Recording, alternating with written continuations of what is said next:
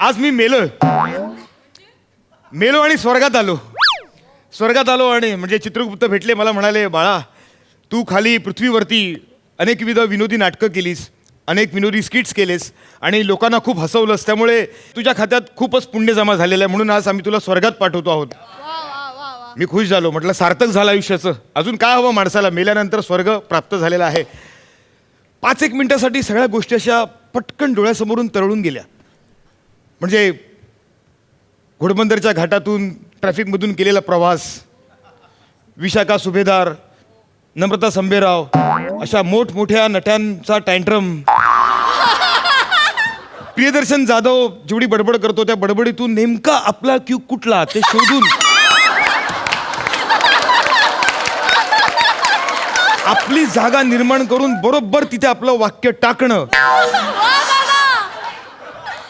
Skit चालू असताना ते बरोबर होतंय की नाही, स्किट पडतंय, बरं पडतंय तर ते कोण पाडतोय याकडे अत्यंत हुशारीने, बारीक नजरेने, भोचक आणि खोचक अशी भेदक नजर त्या नजरेने बघणारा आमिर हडकर.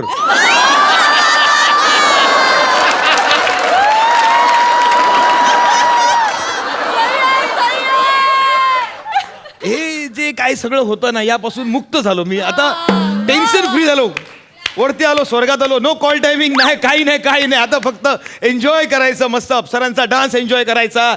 2 टाइम पिणार अमृत पिणार, मस्त एन्जॉय करणार. त्यामुळे अप्सरा कुठे आहे, पण अजून अप्सरा दिसलीच नाही. आली बहुतेक, चावल लागली, आली मदनिका, मदनाची मंजिरी.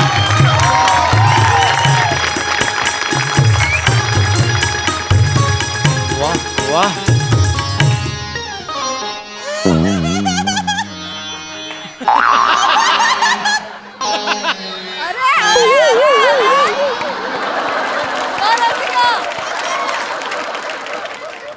मदनाची मंजिरी.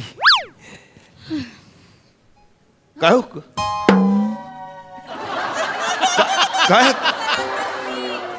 काय काय झालं? काही नाही हो, कालपासून कणकण आहे जरा. म्हणजे असं कलमलतंय नुसतं, जीव असा असं मेटाकुटीला आलाय. काय सांगू काय काय बोलताय तुम्ही? अहो अप्सरा आहात ना तुम्ही स्वर्गातल्या, मग कणकण कशी असू शकेल? कलमलताय, जीव मेटाकुटीला आला, असं कसं होऊ शकतं अप्सरेला? म्हणजे काय काय का नाही होऊ शकत? नाही का नाही होऊ शकत? आम्हाला काही जीव नाहीये का? हा सांगा ना. म्हणजे आम्हाला काही कामाचा ताण नसतो का? आम्हाला काही प्रॉब्लेम नसतात काय? आम्ही दिवस रात्र मर मरायचं आणि आमची कदर कोणालाच नाही. बापरे, तुम्ही थांबा, शांत व्हा. काय माहिती, असं अचानक डायरेक्ट रडायला सुरुवात करू नका तुम्ही. म्हणजे ना पटकन परत स्वर्गातून घरात गेल्यासारखं वाटतंय अचानक. नको असं, म्हणजे एवढ्या दुरून मरून मी इथपर्यंत आलोय ना, पटकन घरात नका पाठवू. काय स्वर्ग आणि घर यामध्ये खूप मोठं अंतर आहे की नाही? ते अंतर दाखवा ना. हा नका ना, असं पटकन घरात आणू नका. असं मला स्वर्गात आलोय ना मी. ऐका ना, तिकडची बाटली घ्या जरा. आता अच्छा, हा ते काय छोटी बाट. अच्छा, म्हणजे 30 मिनिएचर. हा तो बामे जरा इथं मानाला चोळून द्या. आई ग, काय मान आकळल्यानी झाली. काय सांगायचं, म्हणजे आता बघा तुम्ही इथं बसलाय, तुमच्याशी मला असं करून बोलायला लागतंय. मी इथं लावून द्या की, लावून घ्या. बाम चोळायचा इथं चांगलं रगडून लावा ना. रगडून असं खाली खेचा. थोड्या वेळापूर्वी काय चित्र होतंय? मी उतावीळ झालो होतो अप्सरेचा डान्स बघायला, आणि आता हिच्या मानेला मी बाम रगडतोय. रगडतोय. नीट थांबा, बघू द्या. हा झालं का? बरं झाला ना. नशीब. कसला झणझणीत बाम आहे हा, केवढा स्ट्रॉंग आहे. नाही तसा कातीलच आहे तो. कुलकर्णी वैद्य आहेत आमचे, त्यांच्याकडनं आणलं. इकडं बाजूच्या बोळातच दवाखाना आहे त्यांचा. काय बोलताय तुम्ही? गिरगावच्या चाळीत आल्यासारखं वाटतं हो मला. म्हणजे अप्सरा बाजूच्या बोळ्यातून जाऊन बाम घेऊन येते वैद्याकडून. हे कसं वाटतं ऐकायला? मी काय म्हणते, तपकीर वाढणार का? काय वाटणार का नाही? नाक वगैरे चोनला असेल ना तर म्हणजे बरं वाटतंय. 2 मिनिटात अशा सटासट शिंक्या येतात आणि एकदम जीव मोकळा होते बघा. कुठं गेल तपकीर हा. तपकीर. अरे काय अपेक्षा होत्या आणि काय बघतोय मी? म्हणजे स्वर्गातली अप्सरा डबीतली तपकीर ओढते. हे चित्र बघणारी मेलो का नाही मी? अहो मरूनच वर आलात ना, आता अजून कुठं पुढं मरणार? आय हाय हसवू नको, दुखतंय दुखतंय दुखतंय, हसवू नका. मी नाही हसवत आहे.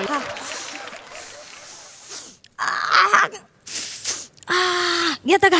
तुझे मला घेता का काय? फसवू नको ये ग बाई, ये मी कुठे बसवलं? मी काय केलेलं नाही अजून. बाम लावून दिलाय फक्त. तुम्ही नाही हो, ही शिंग फसवी. काय शेंबडी मेनका बघायला मिळते? असं कधी इमॅजिन केलं नव्हतं मी. अशी अशी कशी मेनका?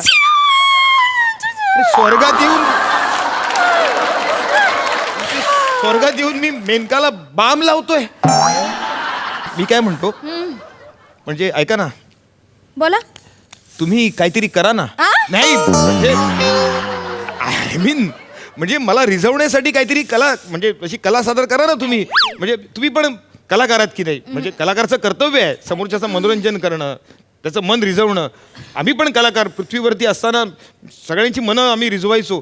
म्हणजे 103 ताप जरी असेल ना तरी आम्ही प्रयोगाला जायचो. ट्रॅफिक असेल, पाऊस असेल तरी पण आम्ही शूटिंगला पोचायचो. रात्रभर आम्ही शूटिंग करायचो. आमच्याकडे ब्रीदवाक्य होतं आमचं कलाकारांचं, शो मस्ट गो ऑन म्हणून. तर आम्ही करायचो. तुम्ही पण केलं पाहिजे, कर्तव्य आहे तुमचं. आम्ही लोकांचं मनोरंजन केलं, मग आमचं कोण करणार मनोरंजन? सांगा ना बघू. मग तुम्हाला तुमचं कर्तव्य नाही का? मी एवढा आलो दुरून मरून इथपर्यंत आलोय. करणार बाबा, तुम्ही- करणार. किती बोलताय तुम्ही? करणार ना सगळं. आता कस्टमर म्हणतोय तर आम्ही नाही कसं म्हणणार? करणार ना. नका ओ, नका ऐका ना, कस्टमर वगैरे ना असं म्हणू नका ना. इकडे ओ हा, तुम्हाला तिकडे बघायला त्रास पडतो त्रास म्हणून इकडे होतोय, त्रास. आलो. हा ऐका ना, कस्टमर नका म्हणू. वाटल्यास पृथ्वी निवासी म्हणा किंवा वसुंधरा निवासी असं म्हणा. कस्टमर नका म्हणू. कस्टमर म्हटलं ना की रात्री 10:30-11 वाजता मीरा भाईंदरच्या एखाद्या लाईव्ह ऑर्केस्ट्रा बारमध्ये गेल्यासारखं वाटतं.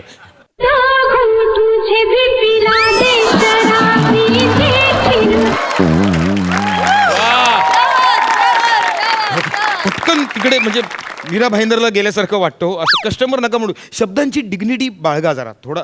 नाही तुम्ही आता जे जड जड बोलतात ना ते पूर्वी होतं आमच्याकडं. आम्ही पण असं बोलायचो, महोदय या असं नसतं हा वगैरे, पण असं नसतं ना आता इकडं. हे असं- सगळं आउटडेटेड झालंय बघा. आता हे असं इंग्लिशमध्येच होतंय, इंग्लिशमध्येच बोलतोय आम्ही.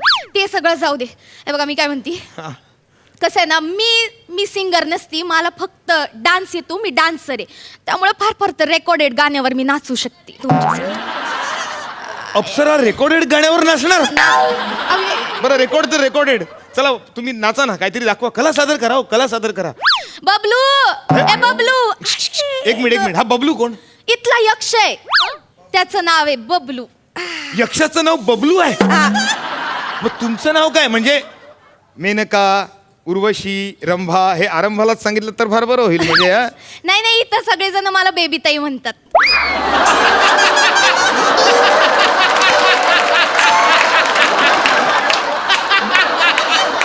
मी बेबी ताई अप्सरेचा डान्स बघायचा मी आणि काय म्हणायचं, ओ बेबी ताई अप्सरा, बेबी ताई अप्सरा, बेबी नाही. ताई कसं? तसं पाण्यातलं नाव बेबीचे, पण इकडं मी सिनियर आहे ना, मग आता इकडच्या पोरी मला बेबी ताईच म्हणतात. हे बबलू लाव रे बाबा, लाव. संगीत आरंभस्य. एक मिनिट.